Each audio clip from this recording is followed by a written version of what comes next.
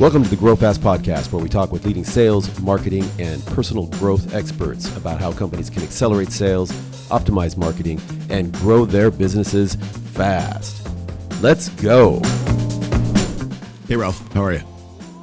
I'm great. How are you, Mark? Good. After we solve those technical difficulties, it's like, whew, we're here. Hey, I'm over on the left coast, the West Coast, over in the Seattle area. Whereabouts are you located? I am in Boston. Technically, I'm in Brookline, but about a half a mile away from Fenway Park, if you're a baseball fan. So yeah, nice. I actually went to an event there a few years ago. I think it was like 2018, and drove into Boston. It was beautiful. And then woke up in the morning and it was just a massive snowstorm. And, but that evening, about 100 of us had to kind of trek over to Fenway Park through the snow because we weren't going to miss the event. Right. Yeah, and, right. And it was a great event. A lot of history there. An amazing city, actually. But you guys do get some pretty serious winter storms, don't you? Well, you were here in 2018. That's probably about the last storm we had. I mean, we really don't get, we really don't get that much snow anymore. I mean, it's kind of insane. I mean, if it does snow, it immediately melts. So it's, I don't know, it's almost sort of Seattle-ish right now. Although you guys get a little of snow in Seattle. We get a little snow and then the whole city shuts down because, we've got a lot of hills. That's our excuse, that we have a lot of hills. I would say that also people just don't know how to drive in the snow because you just get it once in a while and everybody freaks out. I mean, one time, a couple of years ago, it was coming home and what should have been a 20-minute drive was 4.5 hours. It's just stuck in the snow. It's like, what's wrong with these people? Yeah. My wife's like, calm down. Well, nobody really knows how to drive around here just in general, but, when it snows, it's even worse. But I mean, when I grew up, there was tons of snow. I mean, I lived through like all kinds of blizzards, and now it's rare that you get a big snowstorm. So I'm serious. Like in 2018, that was probably the last one that we've had here. Well, I'll avoid Boston just so I don't bring any more snow with me. Yeah, but we like it though. Hey, so yeah, no, it's good, especially Christmas time, white Christmas. Oh, yeah. Hey, Ralph, I'm really looking forward to talking to you about, what you do with Tier 1 and, how you help companies optimize their digital spend.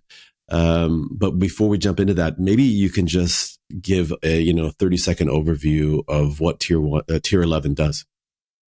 Yeah, I mean, I hate to say it's a full service agency, but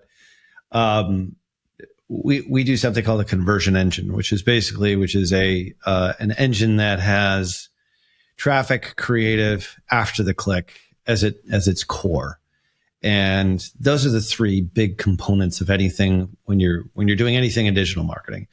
And if you sort of think about those as three big gears, and then the timing belt that sort of attaches to all of those and connects them together is a data component. So we have a tool called Tier 11 Data Suite that allows us near 100% visibility in what's going on all these platforms. So it allows our media buyers, our creative folks, or after the click people, the ability to be able to see what's going on. And that gives us this X-ray vision into what's happening inside all the platforms, which is pretty rare now because there's a lot of obfuscation of data now with privacy laws and cookie blockers and ad blockers, upwards of 55%. So, sort of overlaid on that, if you continue to use the engine analogy, the oil that kind of greases all the skids there and all the gears is strategy. So people come to us with a problem, which is, hey, I'm flat in 2024 and I want to grow in 2025 and here's my goal. And so we do a full analysis of what they've been doing. And then we prescribe a solution. Like we diagnose, then we prescribe, and then we implement. And then after we implement, we iterate over and over again using more and more strategy. And the data component feeds all the tools that we use, whether it's Meta, Google, TikTok, LinkedIn, email, SMS, you name it. And it all works really, really well to get performance where typically there's been frustration in the past. And I think agencies just in general are more in it for themselves and just making themselves look good. Our goal is to move the business forward and always drive towards the specific goal the business has, as opposed to just making ourselves look good and say, hey, look at all these cool marketing tactics we did. We don't really care about that. What we care about is achieving the vision of the customer. And that's what we do at Tier 11. Awesome, man. Hey, I would want to kind of walk through a real life use case in a second here. But before we do that, let me ask you a couple questions. I saw on your website that you make the claim that 76% of digital advertising budgets are wasted. What are the biggest kind of wasteful activities or actions that you see related to digital advertising? Yeah, the biggest is spending more money on attracting the same customers over and over again. And you can manipulate any data you want. You can manipulate what you show to a client if you're an agency by just really targeting their current clients or the current people that customers and or folks that have engaged with the brand in the past. It's an easy thing to do. And you can show great, air quote, results, but it doesn't move the business forward. So whether it's 76% or whether it's 15% or whether it's 50% is a whole lot of waste that's out there. And what we find is that a lot of agencies just don't know any better. They don't have the data that actually gives them the visibility to be able to make what we refer to as data-derived decisions. I mean, everyone says they have data-driven decisions. That's great. But what data are you actually acting upon? Is it the actual data, the user data itself? Or is it modeled data, or is it just hidden data? And that's where a lot of the wastage happens. And I think some agencies do it on purpose just to kind of make sure that they don't get fired. And some just do it because they don't know any better. So we see a lot of that waste when we do audits on businesses and ad accounts, and we try and fix that. So what kind of results should customers or should businesses be looking for from their ad spend? Because for me, where I sit, I want to see new business. I want to see, customers, conversions. And on your website, you mentioned that metrics like return on ad spend and CPA, these are kind of outdated. So what are the results that your customers should be looking for? Yeah, I mean, people hire us for basically three things, which is acquire new customers. That's the number one thing. Get more customers to buy more frequently from you. And then the third thing is buy more of your stuff when they're buying. So the last two are really repeat purchases. And that's easy, in my opinion. The hardest part is getting new customers, finding new customers with a message that resonates with a market and differentiates your product versus the competition. And it doesn't necessarily need to be earth-shattering, or it doesn't need to be the cure for cancer. The cure for cancer still has to be marketed. I see pharmaceutical commercials all the time. Point is that if you can get the first one right, that first one is what most businesses want. Because at the end of the day, they're not really there to look at how good a job you're doing by return on ad spend. Like I said, it can be manipulated very easily inside all the platforms, whether it's Meta, Google, TikTok, you name it. They want to see more money in their bank account at the end of the week, at the end of the month. And we want to see profitable growth. So when we work with clients, the biggest thing that we try to do first and foremost is, okay, what's your goal? Like, let's talk about that. Forget about all these other things. All these other things are just means to an end. What are those other things? Because you mentioned that the other agencies are oftentimes agencies will show results that look impressive, but really aren't that meaningful in terms of what the client or customer's goals are. So what are those other things that they get kind of confused with? Yeah, what they get confused with is they confuse all traffic with warm traffic. What we try to do is the platforms like, let's say, Meta and Google specifically are very skewed towards recycling all the people who are familiar with your brand or have bought from you before. Because they have that content bubble on the search results, basically. So if I've gone to the Echo shoe store once, guess what? Every time I type anything related to shoes, I'm going to get results for Echo or something like that. Right. Yeah. Because Google knows what your search history has been. They know where you've been. Meta knows the same thing. And so they purposely target. Wait a minute. Are you telling me that they're watching us? Or is that what you're saying? Absolutely. It's the greatest trick for marketers in the history of mankind. It's the reason why I got into this business is because the data is so good. The data was great 10 years ago. Then all of a sudden, all this privacy stuff broke out in 2020 and 2021, which screwed everything up. But our data was great back then. The targeting it was easy to do this job, quite honestly, up until like 2021. Well, somebody's still doing it pretty effectively because I can go on one platform, click on something, and then 3 platforms over, immediately I get served up an ad for that thing. And I'm like, whoa. Sure. Yeah. And sometimes and I'm sure you've heard stories of even like with voice recognition, you can be having a conversation with your wife about, hey, I think we need a new big screen TV. And guess what? And then I go sit down at the computer and boom, Costco's having a sale on big screen TVs. And I'm like, coincidence? I don't know. Isn't it great though? Like as a marketer, I love that. I mean, that means so that's retargeting. That's easy to do. That's simple, really. That's the easiest thing to do in digital advertising. Like we could do that in our sleep. When that came out, it was fantastic, but that was 10 years ago.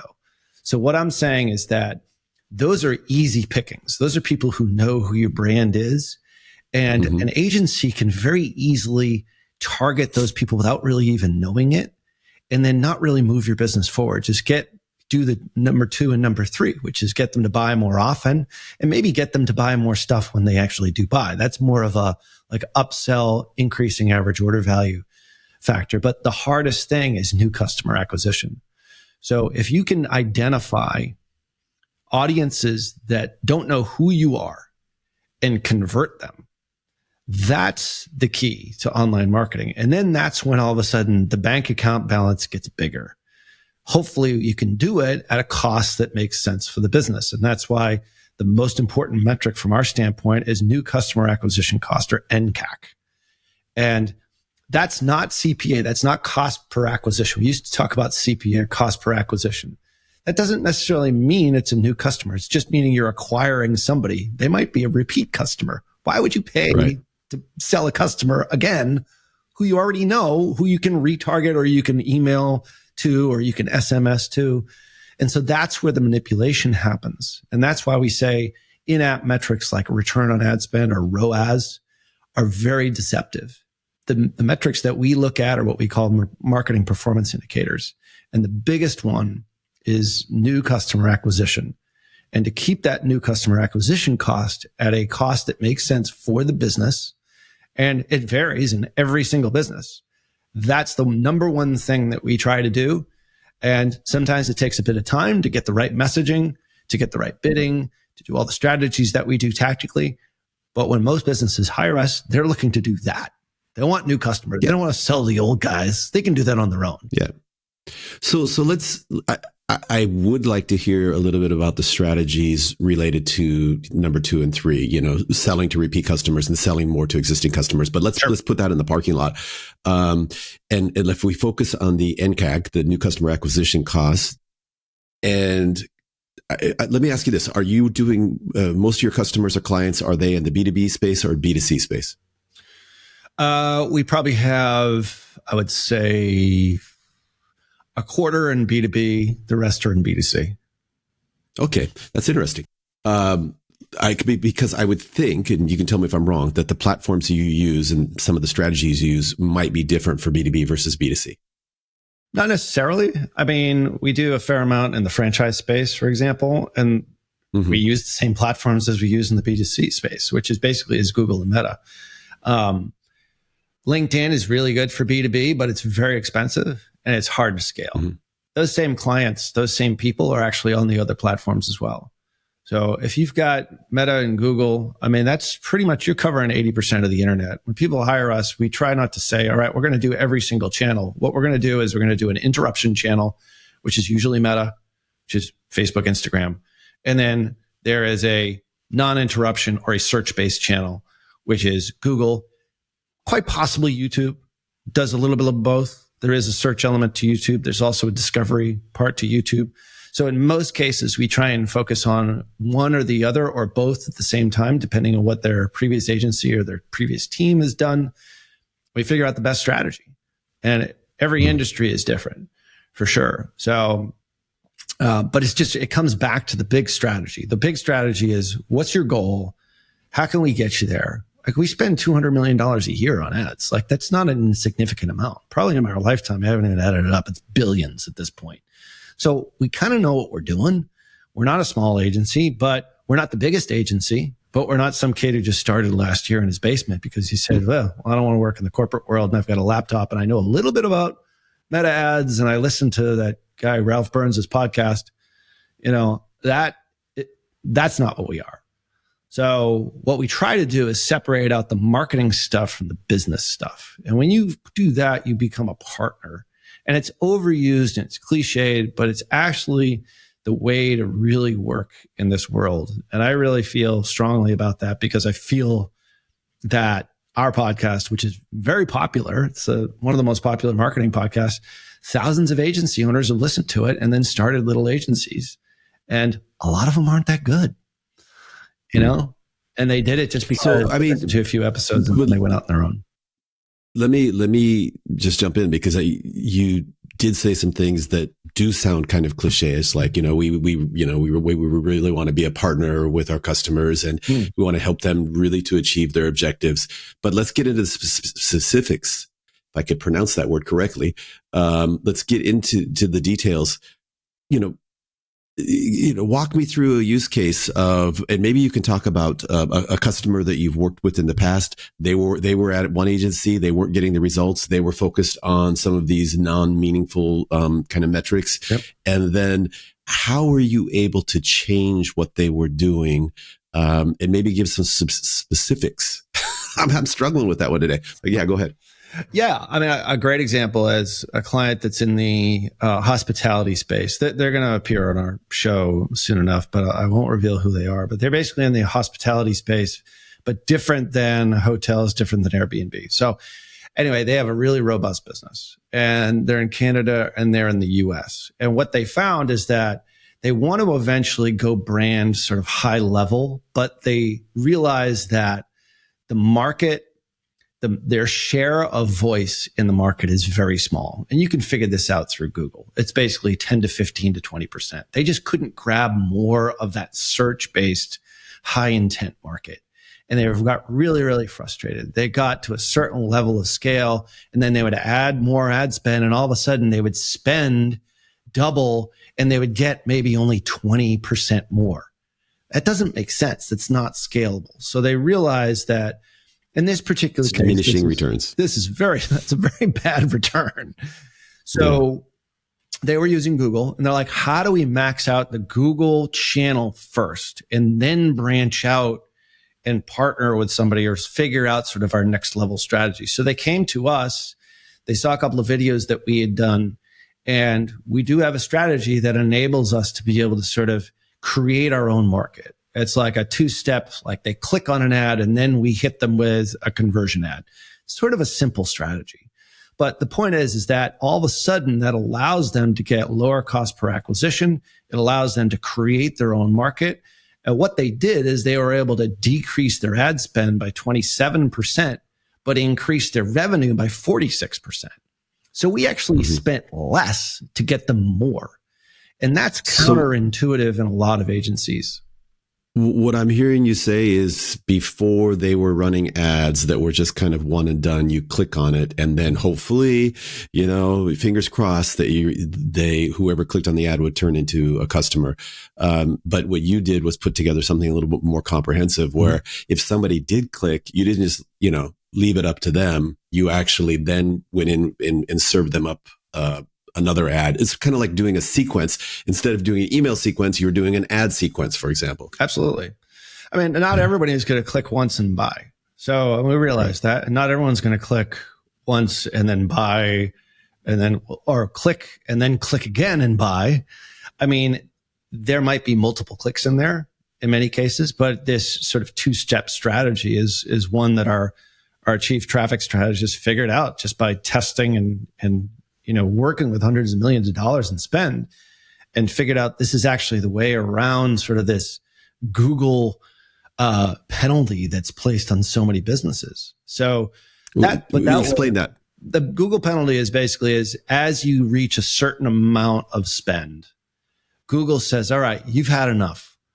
We need to spread it out to everybody else who's in the market. And you only get a certain amount. But if you want more, you're going to have to pay double or triple. Back to what you said before, those kind of diminishing returns. Yeah, right? It's a diminishing return thing. It's total price fixing. I get it. Do you? Let's just kind of switch tracks for a second here, because there's obviously the U.S. government, Fair Trade Commission, and other agencies are looking at Google and other large tech companies as potential monopolies. They are pressuring Google now to sell off Chrome. Which I'm sure you've heard about, which is a big part of this kind of search monopoly that they have, right? But it's not, because the whole AdWords and the ad platform monopoly, it is a legit monopoly, right? I mean, you would agree? Yeah. 100%. So are you in favor of breaking it up? I think of Standard Oil oftentimes when I think of, breaking up a monopoly. Rockefeller became I don't know how many times richer, but all the different companies from Standard Oil became some of the largest companies in the world, ones that we still buy gas from. I have a Tesla, but I also have a gas car. Good old fossil fuels. It's funny you say that. Monster by doing it that way. I read his biography and then fascinating. And then I tracked all the company. It is fascinating. Yeah. And the guy was, I think to be that successful, you kind of have to be borderline wacko. Yeah. I don't know if you but he was so frugal, he would make his 11-year-old son wear his daughter's hand-me-downs. It was just was it he was the rich, he had more money than God, but he's like, no, we're not going to spend it. It's just, it's a waste, right? Yeah. He didn't drink any alcohol. He was just super focused. But I thought Standard Oil, there's, what happened to Standard Oil? Oh my God. If you look at basically any gas station out there, they can trace their roots back to, Arco, all these companies, they all can trace their roots back to Standard Oil. It's amazing what that guy and his family was able to accomplish. It's insane. Yeah, it was. So your point is, I guess, back to Google is if they have to sell off Chrome, literally sell it, that's the question. But if they have to split up Google into different companies, that's basically what happened to Standard Oil. So we'll see what happens there. If they have to sell it off, we do a lot with TikTok right now. Yeah. TikTok is supposed to have to sell off, their, TikTok to an American company. Whether or not because of the data concerns and the manipulation concerns, etc. By the way, the data there is great. It's as a marketer, it's fabulous. Yes, the algorithm is crazy. I put it on my phone for I don't know, maybe a month, just because everybody's talking about TikTok. Yeah. I personally see it as more of a B2C channel. You mentioned franchises. Franchise, oftentimes you're looking for individuals as well. So you could argue that that's B2B or B2C, but I see it from where I sit, it's a B2C thing, but it's anyway, regardless of what you classify it, it's obviously an amazingly powerful tool. And I wanted to see what all the hype was about. Oh my God, the algorithm, man. You put something in there and then it's hyper addictive, dude. And what they give you. I don't go on it. I really don't, but I understand the power of it and how effective it is. On the franchise side, we do franchise to other franchisees, but we also do franchise selling to actual B2C. So that's sort of a duality for all those franchises that we work with. But anyway, B2B plus B2C. But so anyway, getting back to your original question was how we partner. So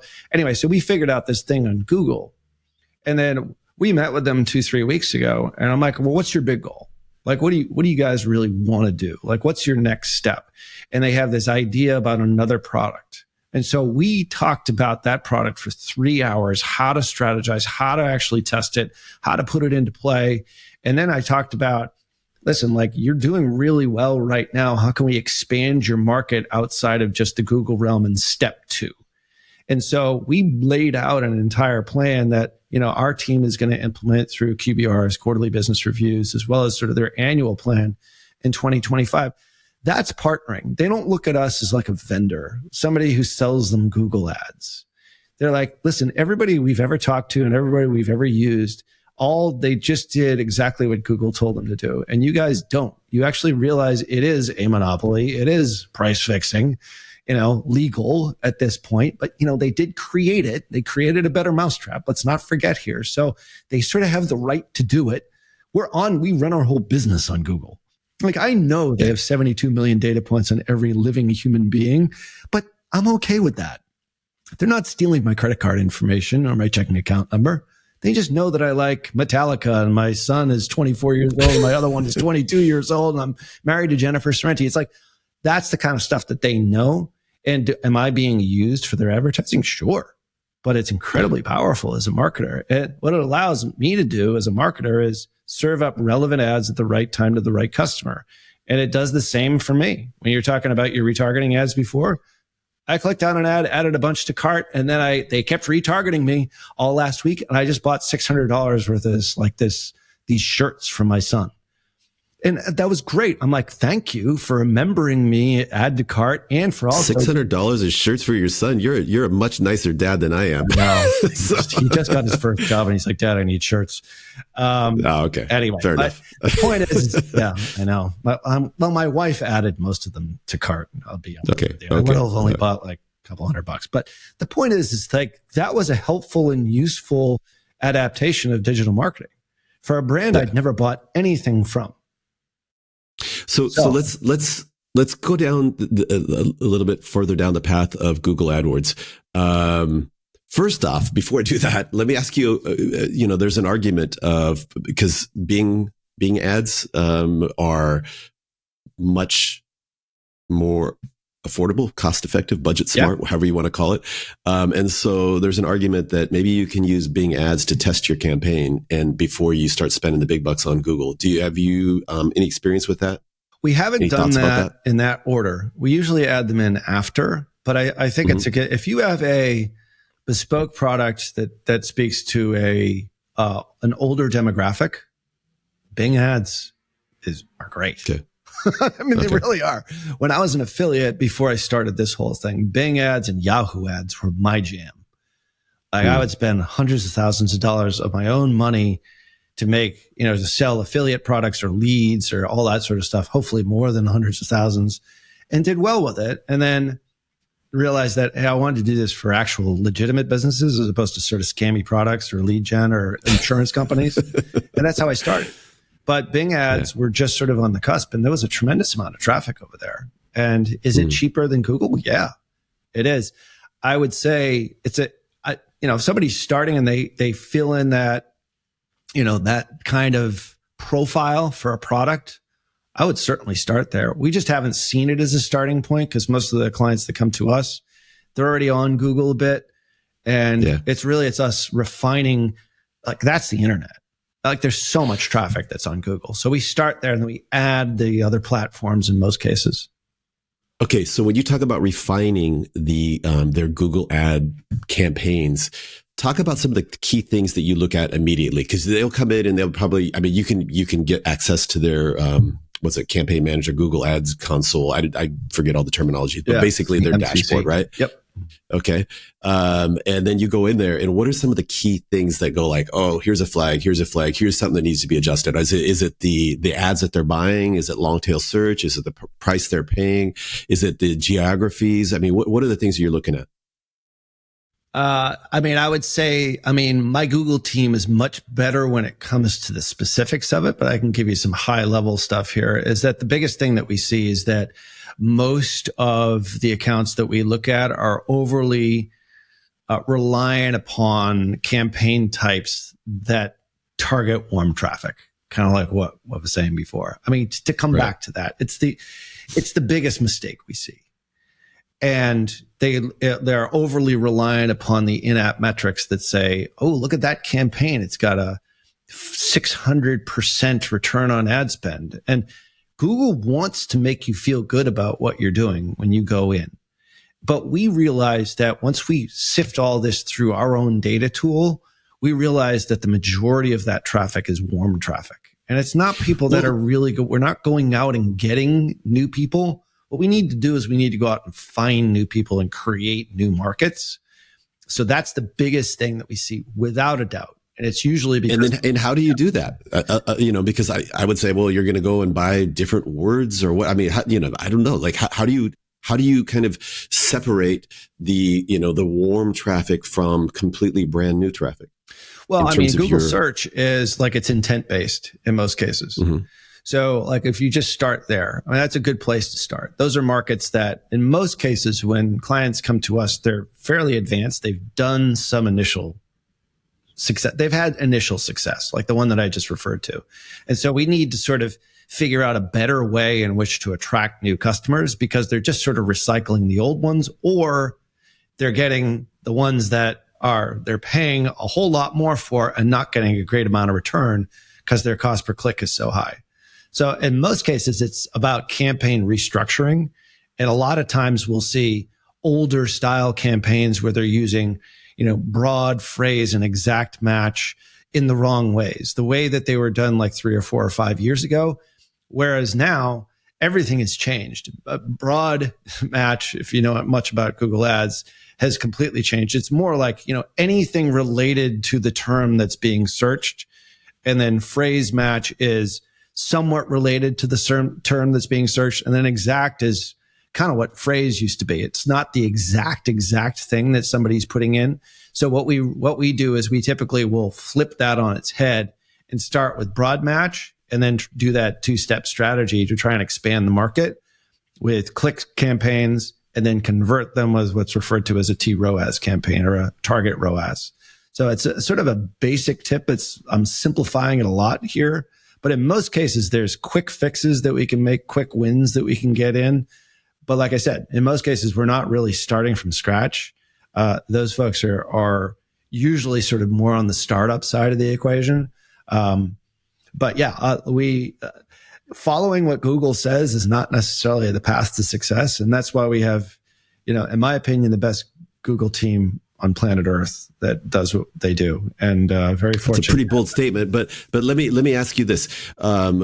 So for the, did you call it broad search, broad term? So it's broad phrase and exact match. Broad phrase. When you're looking at broad phrase search term. So in the rationale from kind of putting your weight behind the broad phrase is that, people who already know your product, those warm leads, they would be more exact in terms of what they're searching for. Mm-hmm. But people who are they have this intent, but I don't know exactly what this tool is called or what this service is called. So I'm going to type something that's somewhat related. Google is saying, hey, what they probably are looking for is what you're selling, right? Yep. And therefore, so yeah, that rationale makes a lot of sense. To me, what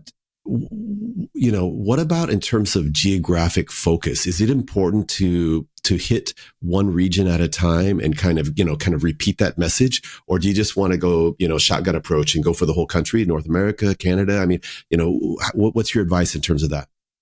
I think, using the example that we used before, not to keep using the same one, but we might as well. I mean, it's because it's a good one, is that they're broken up into very different territories. Like it's a seasonal product. So the weather in California, it's a warm weather product. So the weather in California and certain parts of California is very different than certain parts of Michigan and Minnesota and Massachusetts and Maine. Florida is a different market, obviously, than Illinois. The point is that, yes, in that particular case, we break everything up by region, if not state. Sometimes we go down to the individual region. With a lot of our franchises, we'll go down to the individual, DMA that they have specifically for their territory. So, and those franchises. What does the DMA stand for? It's a term to show like a specific demographic market. The point is gotcha. that, it's in this case with all these individual franchises, they have sort of territories. So we will target that specific geography, that territory that franchise has bought, unlike some franchises, which, have the franchisees sort of compete against each other. So in those cases, we'll go super specific into those territories. Whereas in some cases we'll go regional. If you have a national campaign, if you have a national product, like, how you focus in on regional areas is you look at the data. You can figure out very quickly, like where your big population centers, where the areas are that are buying the most of the stuff that you want. Like we have a company that sells outdoor umbrellas. Well, you can guess that right now in Florida, they're probably selling, and in Texas, selling more, or in Arizona, a little bit more than they probably are in the northern states. So you look at all of that. You look, there's seasonal variations, but in most cases, like let's take the seasonal part of it out of it. You can look at individual geographies and spend more in like the Los Angeles area and bid higher, for example, there than you might in the Albuquerque area, or, so it depends on what the data is showing you.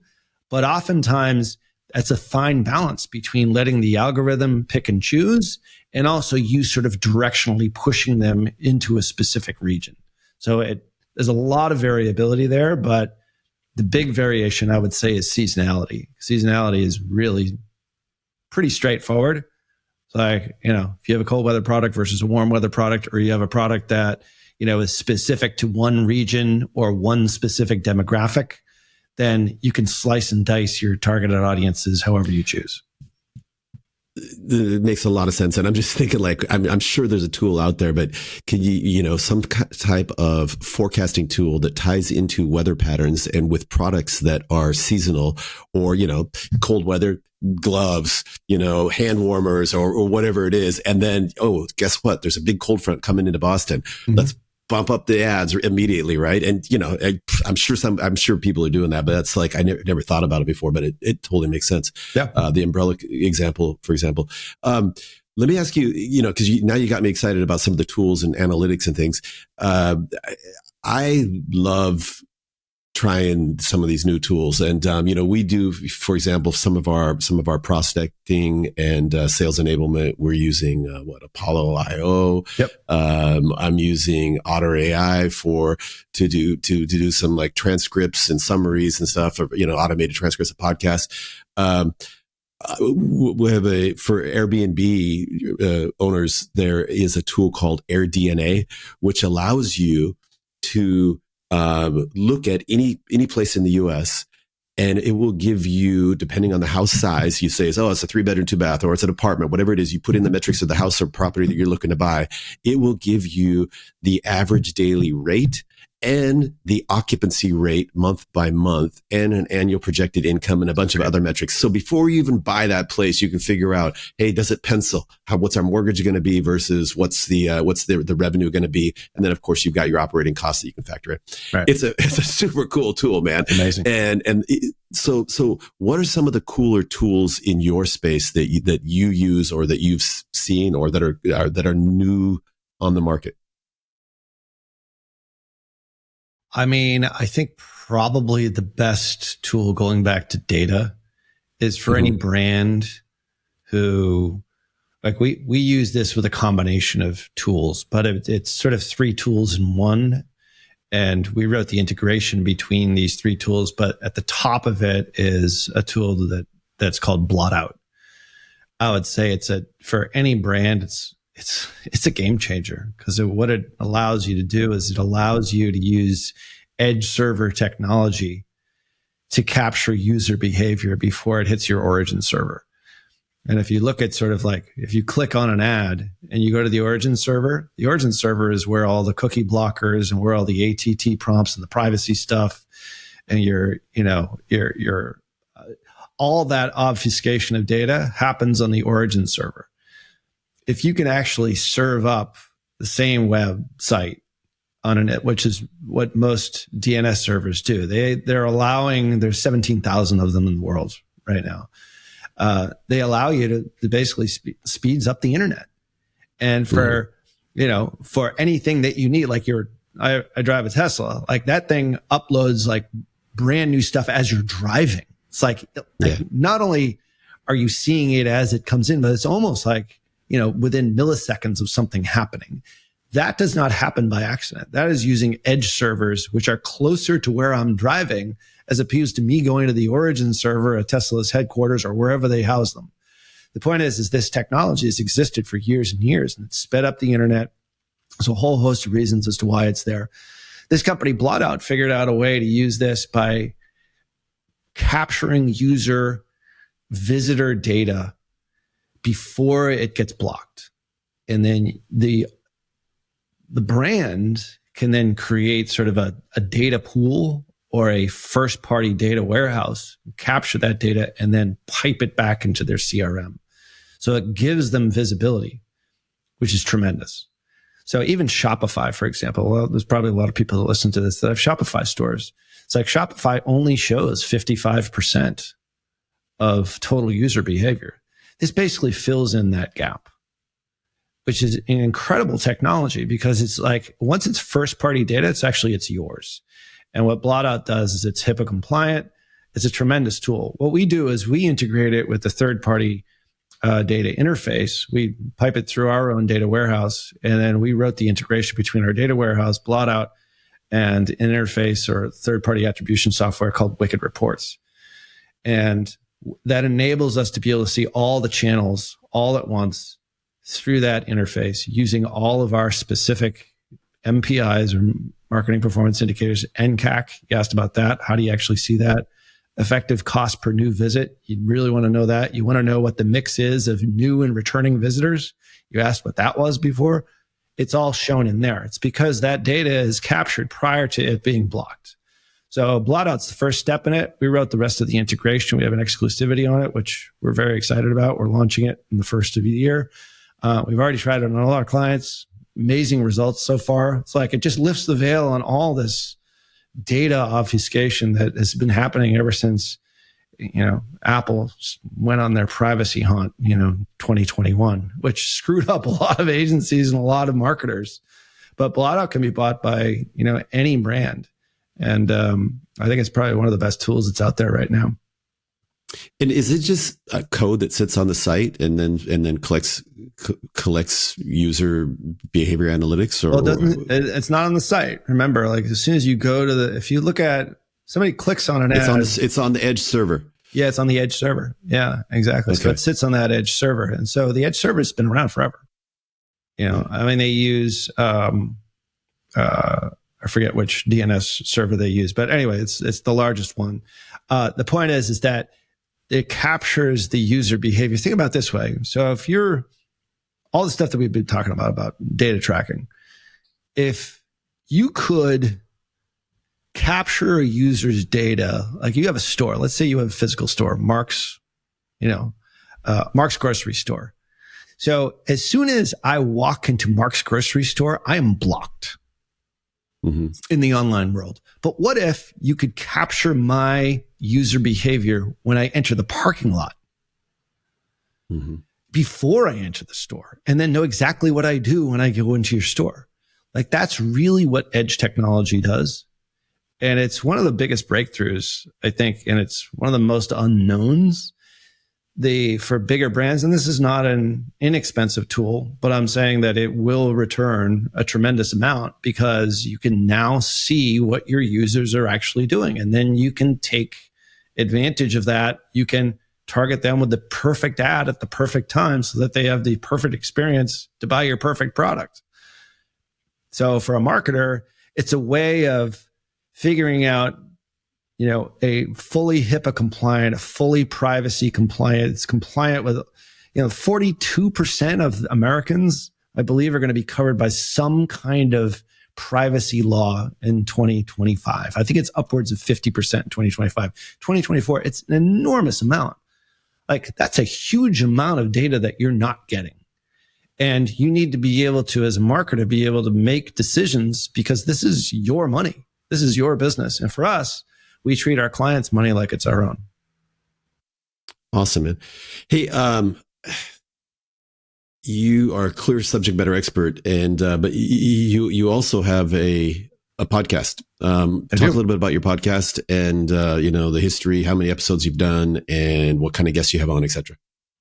Yeah, it's Perpetual Traffic, and we're considering changing the name because there's so much more than just traffic. But anyway, it's one of the top 25 marketing podcasts on iTunes. We've had it for about 8 years. We've got 600 some odd episodes. We just recorded a couple of today. So I've lost track, quite honestly. And I do it twice weekly with my co-host, Lauren Petrullo, who is super sharp, super funny. And we have a great time doing it. And, we try to have real conversations about this kind of stuff. And There's a lot of BS that's out there in the marketing world, and we try and sort of sift through that, cut through that, get to the stuff that really matters. So yeah, perpetualtraffic.com. That's awesome. Well, you've just gained another listener. I'll be tuning in, and because I mean it's really important stuff. And I have spent most of my career on the sales leadership. And I've run businesses. I was CEO Asia Pacific, for example. But even then, I would spend most of my time on growing the business, right? Out, face-to-face meetings with customers. These days, the line between sales and marketing is, depending on the business you're in, is really blurred in a lot of situations because, cold calling can you even do it? And depending on your space and the demographic of the people you're talking to, it could be possible or impossible. But what is possible is, this cold outreach from all these different marketing channels, and then which would allow you at some point to make contact. But it's really difficult. Maybe you can talk a little bit about, how some of the traditional sales roles in terms of the cold outreach, forget about cold calling and, even LinkedIn outreach, because everybody's inundated. I get, I don't know, maybe 25, 30, 40 messages a day saying like, hey, we can give you, all the leads in the world for, et cetera. So maybe you could talk a little bit about, how some of the marketing tools are augmenting or in some types of cases replacing some traditional sales activities. Yeah, I mean, my background is in sales and sales management. So, I mean, I've always enjoyed just the art of influence. And I find it fascinating, human psychology just in general. That's why I got into the space. That's why I got into sales. I wasn't a particularly great salesman, but I outworked everybody and did really well. And believed in my products. I always sold products up until the last company that I worked for, which were total dog crap, but they fired me. So I had to start this thing after that. But the point is sales right now, you're inundated with those LinkedIn messages. I mean, yeah. I mean, if I'm a sales guy, selling that, doing outbound without any inbound, it's really challenging. So what we try to do is the inbound side is they're coming to you, right? As opposed to outbound, you're going out and getting them. Now, I find that if you have any kind of outbound strategy, you have to have content.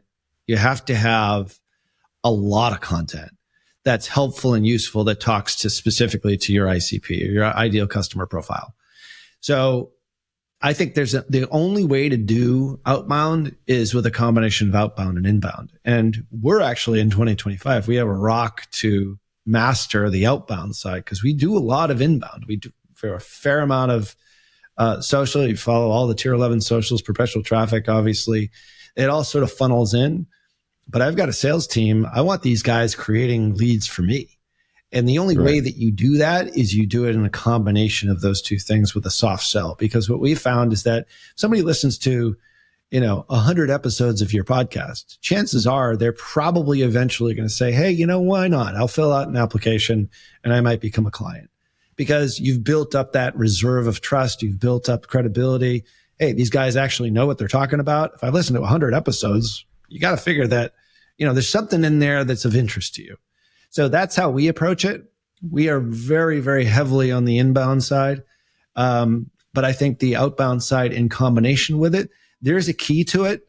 I just haven't seen that many businesses crack it.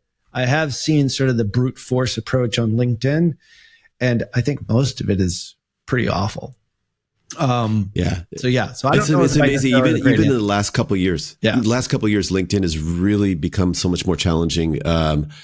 I had some amazing wins off of LinkedIn. I would send 10 messages a day and I would get 1 or 2 responses, and out of those responses, I would close deals. I closed one deal on LinkedIn. It was $170,000 coaching engagement off of a cold LinkedIn message, a follow-up face-to-face meeting, and then some negotiation back and forth.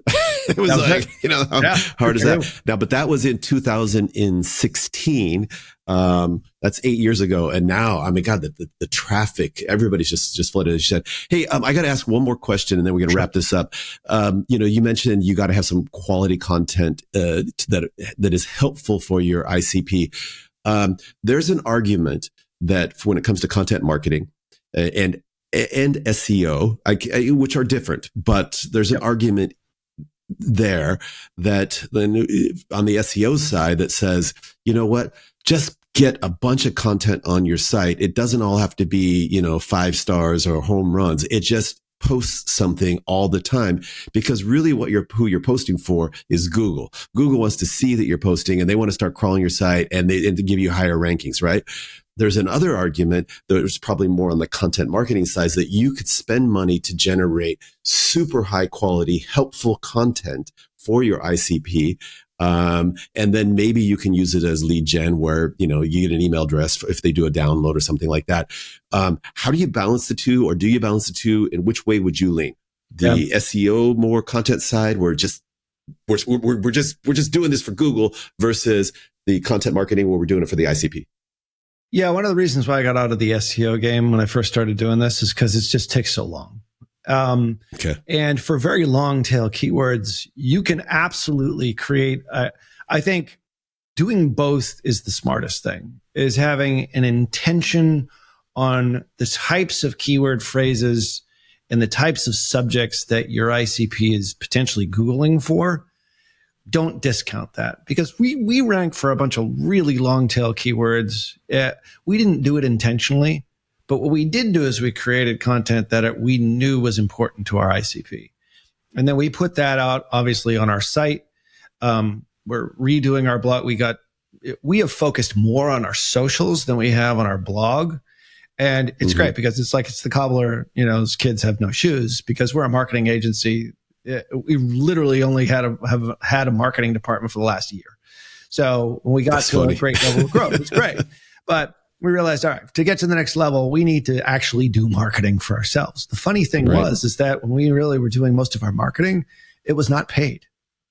It was mostly from podcasting. It was mostly from blogging. It was mostly just from talking about stuff that we knew our clients were talking about and were important to them. We sort of have an inside scoop. We do work for our clients and we ask them and we see what they want and what frustrates them. And then we talk about that on our socials.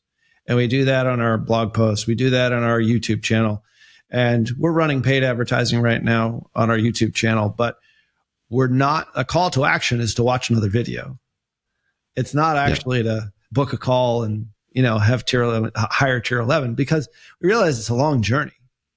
So that, will produce leads. It is producing leads, but it didn't at first. So it's much more of the long game. So we're mostly paid advertising, and the stuff that we do SEO, of course, but most ways in which we get results are through paid media, but that's not how we market our business. We sort of go old school, really hit up that ICP on all of our socials, make a very consistent message, sort of be everywhere all at once.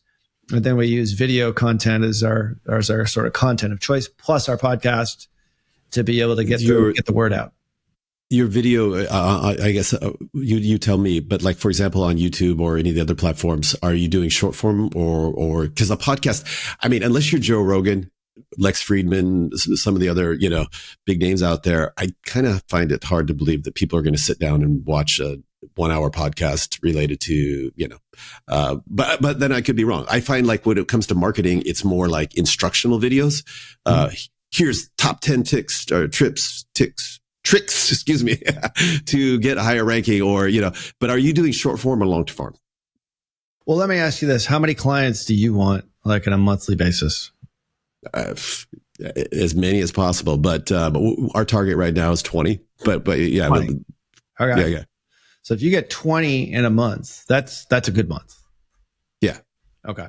So if you do the math backwards on that, like if you have a video that gets 1,000 views, there's probably 100 people, maybe, or maybe a little bit less, who are really interested in your stuff, and they'll watch it all the way through. So I would not be afraid of long form content. Like our podcasts are 45 minutes plus. We do videos along with them. We do an hour every single Friday for a Tier 11 live. That's an hour in length. People come to that thing every single week. It's like long form content. But I get for the audio, but you're saying that you're also getting traction with the videos, the video of the podcast. Okay, awesome. Correct. So what yeah, go ahead. Just to answer your question, is that for a while we tested this. We would do the full length podcast, which is 45 minutes to an hour, usually about 45 minutes or so. And then we spliced it up into shorts, 4 shorts, which is basically YouTube shorts, all the other channels. And then we did 2 mids, which is like 5 to 7 minutes, thereabouts. And we disseminated that throughout all of our socials. What we're finding is that we're getting most of our leads from the long form stuff. Interesting. Okay. So we stopped doing our shorts. And now what we do is we refocused our video editor to do basically our 2 episodes for the podcast per week, the long form, no shorts, no mids. And now we focus all of our effort on Tier 11 content that's specifically targeting our ICP for mids, shorts, and long form content, which is our Tier 11 lives that we do every Friday. So we do Perpetual Traffic is basically video and audio, but then our marketing is mostly video and some blog posts and a lot of short form stuff. So we mix and match it. Do you have a call to action in the video? So during the podcast, you say, hey, by the way, everybody, you give us a call at Tier 11 if you're, have questions about this, or do you wrap your video? Do you have some kind of links in the video description, or do you place ads? You mentioned earlier you do an ad so that they will watch more videos, but like, what's the call to action? Where is it placed? Call to action for me is usually is no call to action, because the call to action is implied. If I'm talking about a whole episode of a client who did this and that at Tier 11, I am selling Tier 11 without really selling Tier 11. And that has been a very effective strategy. Believe it or not, I mean, I'm a sales guy at heart. Like this took me a while to get this because I always wanted to close, Yeah. Because do the trial close or like the CTA or whatever it happens to be. Yeah. Do we do calls to action throughout the show? Sure. Like, we have downloads that we do whenever it's appropriate. We just did a show today of like how to plan your next year. Like, contact us if you don't know what you're doing. We're going to do a promotion in the next couple of weeks through the end of the year where we basically have an ad spot on the podcast for Tier 11. So we don't not do it, but most of the time it's just building up credibility. It's building up influence. It's building up like helpful, useful stuff where people are like, oh my God, I should hire these guys. I don't want to do it myself. And that's been a very useful way in which we've marketed ourselves in the last 7-8 years. Awesome. Well, hey, Ralph, I mean, dude, I think we probably keep going here for another couple hours. I mean, you know so much about this and you're very passionate about it. And I, maybe a few months down the road, we'll circle back and have another conversation. But first off, I want to say thank you for coming on the Grow Fast podcast. Before you say goodbye, though, I noticed that you have a guitar. I don't think that's a virtual background. I think that's a blurred out background. I could be wrong, though. There's a legit Martin or Eric Clapton back there. So nice. It's one of my favorites. I've got 17 more in my other place. So and you have a very understanding wife then, because she does. She has very good earplugs whenever I. That's funny. That's funny. Loud. Yeah. No. Yeah. We've got a few guitars around my house as well, but it's always it's funny to see what's in people's background because you kind of get an idea of what their interests are and so on. Well, hey, again, thank you so much for coming on the Grow Fast podcast, and wish you a great holiday season coming up here. Thanks, Mark. It was great being on. Thanks for having me.